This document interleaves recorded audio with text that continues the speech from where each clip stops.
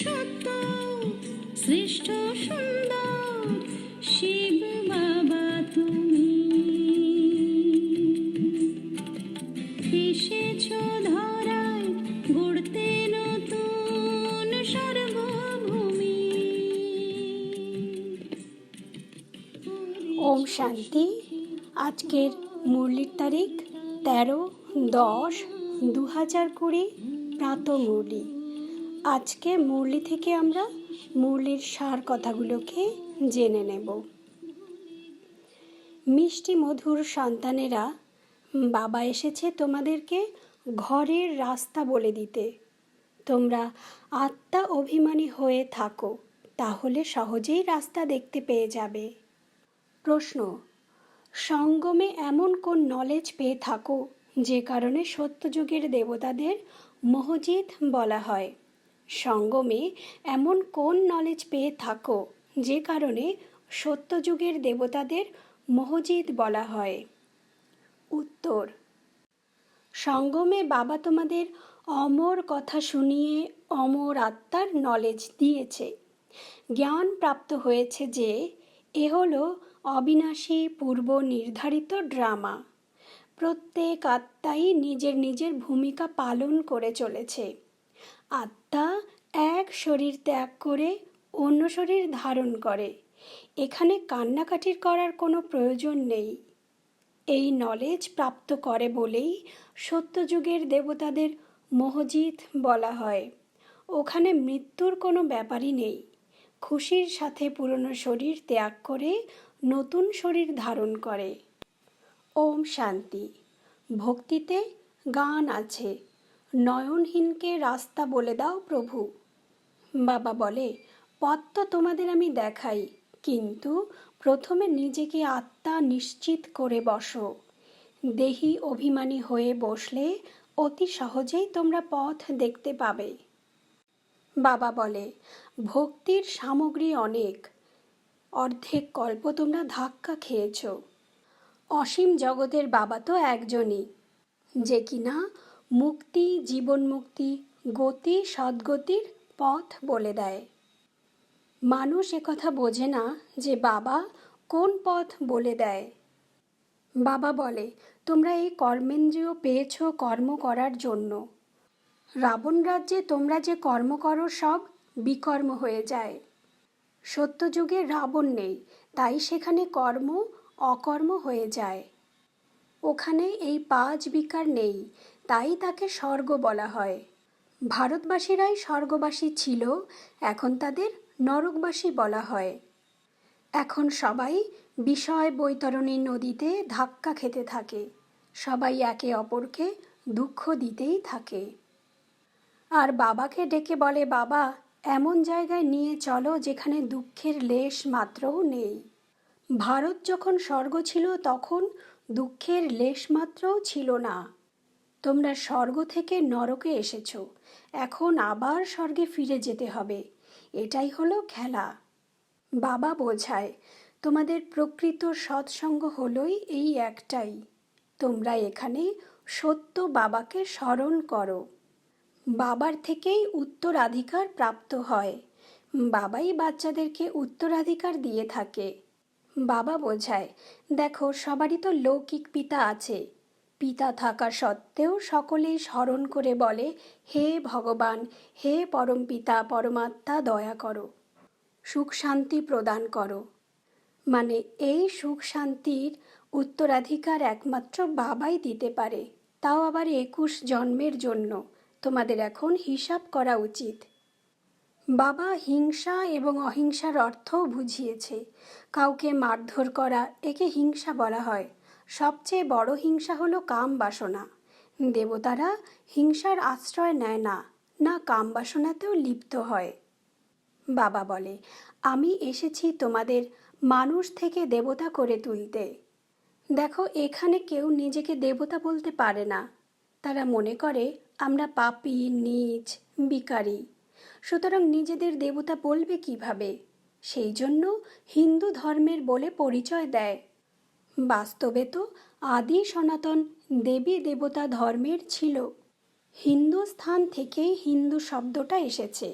ওরা তারপরে নিজেদের হিন্দু ধর্ম বলে দিয়েছে। তোমরা যদি বলো আমরা দেবতা ধর্মের, তবুও ওরা কিন্তু হিন্দুই বলবে। ওরা বলে দেবে আমাদের স্তম্ভই হলো হিন্দু ধর্মের। পতিত হওয়ার জন্য নিজেদের দেবতা বলতে পারে না। তোমরা এখন জেনেছ আমরাই সেই পূজ্য দেবতা ছিলাম, এখন পূজারী হয়েছি।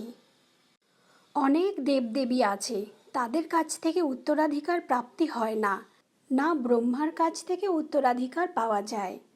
উত্তরাধিকার তো একমাত্র প্রাপ্ত হয়ই শিব বাবার থেকে। বাবা বলে দেহ সহ দেহের সব সম্বন্ধ ভুলে এখন শুধু বাবাকেই স্মরণ করো, তাহলেই এই সুখ শান্তির সম্পূর্ণ উত্তরাধিকার প্রাপ্ত হয়ে যাবে।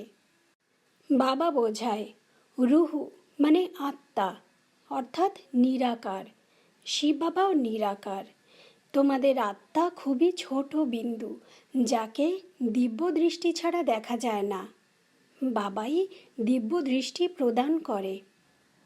দিব্য দৃষ্টি দাতা একমাত্র শিব বাবা। শিব বাবাই ভক্তদের সাক্ষাৎকার করিয়ে থাকে, কিন্তু বাবা বলে এই সাক্ষাৎকার দ্বারা কারো কোনো কিছু প্রাপ্তি হয় না, শুধু খুশি হয়। বাবা বোঝায় ভারতবাসীরা তো জানেই না রাধা কৃষ্ণের মধ্যে প্রকৃত সম্পর্ক কি, একে অপরের কে হয়। দুজনেই ভিন্ন ভিন্ন রাজ্যে ছিল। স্বয়ম্বরের পর লক্ষ্মী নারায়ণ হয়। এই সব বিষয়ে বাবাই এসে বোঝায়। এখন তোমরা স্বর্গের প্রিন্স প্রিন্সেস হওয়ার জন্য এই পড়াশুনো করছো। প্রিন্স প্রিন্সেসদের তো স্বয়ম্বরের পরে নাম বদলে যায়। বাবা বাচ্চাদের এমন সুন্দর দেবতা গড়ে তোলে, তবে যদি বাবার শ্রীমতে চলা হয় তবেই। বাবা আজকে বুঝিয়েছে এই দুনিয়া দেখো কত নোংরা।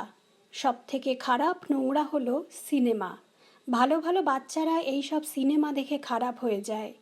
সেই জন্য বিকেদের সিনেমা দেখতে বারণ করে দেয় বাবা। এরপর বাবা বোঝায় যেখানেই যাও শিবলিঙ্গ দেখতে পাবে, কিন্তু ভিন্ন ভিন্ন নামকরণ করা হয়েছে। ভক্তি মার্গে কত মাটির মূর্তি তৈরি করে, কত অলংকার পরায়, হাজার হাজার টাকা খরচ করে। মূর্তি তৈরি করে তার পুজো করে, পালন করে, তারপর তাকে জলে ফেলে দেয়। মাটির পুতুল পুজো করতে কত খরচ করে, কিন্তু প্রাপ্তি কিছুই হয় না। বাবা বোঝায় এই সব হলো পয়সা নষ্ট করার ভক্তি। নিচেই নেমেছে সবাই। বাবা যখন আসে তখন সবার উন্নতি কলা শুরু হয়। তোমরা এখন জ্ঞানের তৃতীয় নেত্র পেয়েছ। অমর কথাও শুনছ অমর বাবার কাছ থেকে। অমর বাবা তোমাদের অমরপুরীর মালিক করে তুলছে।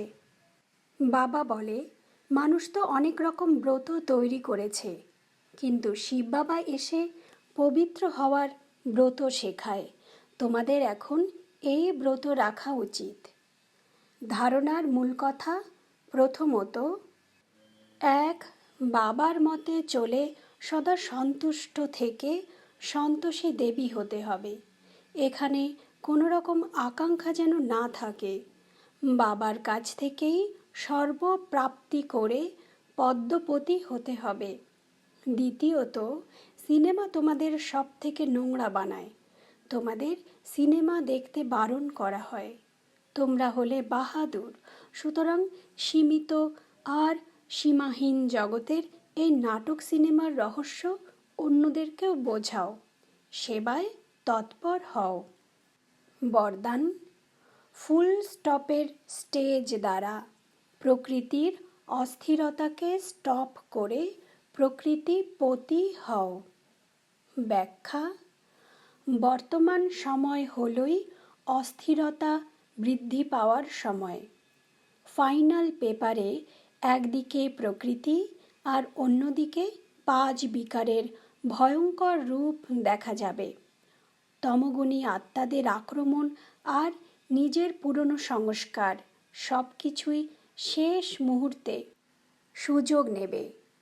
এমন সময়ে সব কিছু গুটিয়ে তৈরি থাকার শক্তি দ্বারা এক মুহূর্তেই সাকারী, মুহূর্তের মধ্যেই আকারী আর নিরাকারী স্থিতিতে স্থির হওয়ার অভ্যাস করতে হবে। দেখেও না দেখা, শুনেও না শোনা, যখন এমনই ফুল স্টপের স্টেজ হবে, তখনই প্রকৃতিপতি হয়ে প্রকৃতির অস্থিরতাকে সমাপ্ত করতে পারবে। আজকের স্লোগান: নির্বিঘ্ন রাজ্য অধিকারী হওয়ার জন্য নির্বিঘ্ন সেবাধারী হও।